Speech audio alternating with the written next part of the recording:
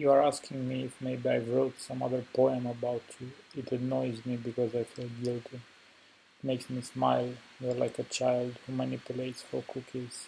I don't really want to write anything. My better poems are written in sad times. But okay, I will write such a perfect day a few weeks ago. I'm glad I spent it with you. In the courtyard at the Grau Clinic, you got out from chemotherapy. Be happy. The doctor said you will be okay.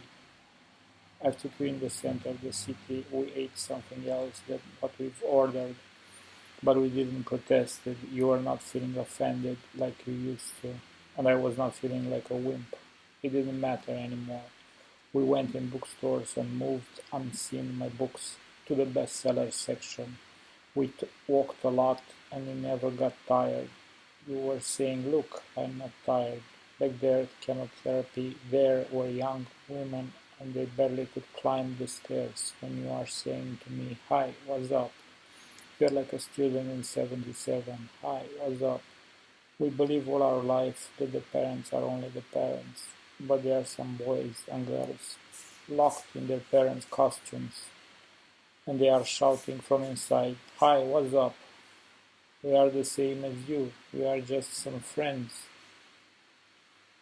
I've dreamed that there was a big bird and I took you by the hand and we went down in a cave and the bird was coming after us. We were going fast, sliding on a black slope, and we stayed there hidden. We were holding our hands and we escaped. The bird left.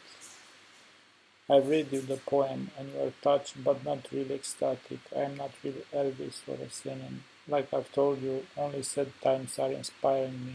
Thanks God I am not inspired.